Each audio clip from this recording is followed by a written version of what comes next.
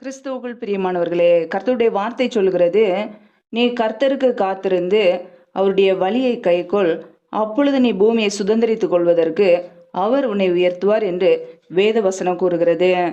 பிரியமானவர்களே, நம்முடைய வாழ்க்கையிலே கர்த்தருக்காக நாம் காத்திருக்கும் போது, அவருடைய வழிகளை கைக்கொள்ளும் போது, ஒவ்வொரு நாளும் தேவன் நம்முடைய குடும்பத்தை பாதுகாப்பார்.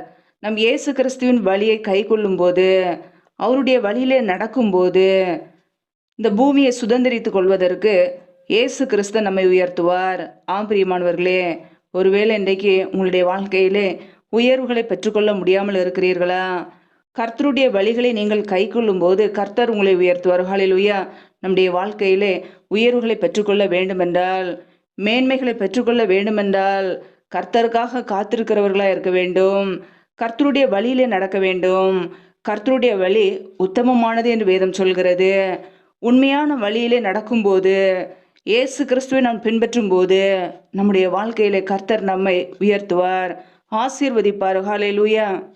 ஒவ்வொரு நாளும் இயேசு கிறிஸ்துவின் பாதத்திலே காத்திருக்கிற ஒரு அனுபவம் நமக்குள்ளே இருக்கிறதா? தேவனுடைய வார்த்தைகளை அதிகமாய் வாசிக்கிறோமா? அந்த வார்த்தைகளின்படி வாழ்கிறோமா? இயேசு கிறிஸ்துவை பின்பற்றுகிறோமா? நானே வழியும் சத்தியமும் ஜீவனுமாய் இருக்கிறேன் என்றார். பிரியமானவர்களே, இயேசு கிறிஸ்து வாழ்ந்தது போல நம்முடைய வாழ்க்கையிலே வாழ்கிறோமா? நம்மை நாமே ஆராய்ந்து பார்க்க வேண்டும். நம்முடைய வாழ்க்கையிலே கர்த்தர் நம்மை உயர்த்த வேண்டுமென்றால், நம்முடைய குடும்பத்தை ஆசீர்வதிக்க வேண்டுமென்றால், நம் ஒவ்வொரு நாளும் கர்த்தருக்காக காத்திருக்க வேண்டும். ஹல்லேலூயா. கர்த்தர் நமக்கு கொடுத்த வாக்குத்தத்த வார்த்தைகளை அவர் நிறைவேற்ற வல்லமை உள்ளவராய் இருக்கிறார். ஹல்லேலூயா. ஒவ்வொரு நாளும் கர்த்தருடைய பிள்ளைகள் கர்த்தருக்காக காத்திருந்து அவருடைய கிருபைகளை, இரக்கங்களை, நன்மைகளை பெற்றுக்கொள்வோம். காத்திருக்கும் போது புதிய கிருபைகளை கொடுக்கிறவர், புதிய ஆசீர்வாதங்களை கொடுக்கிறவர்.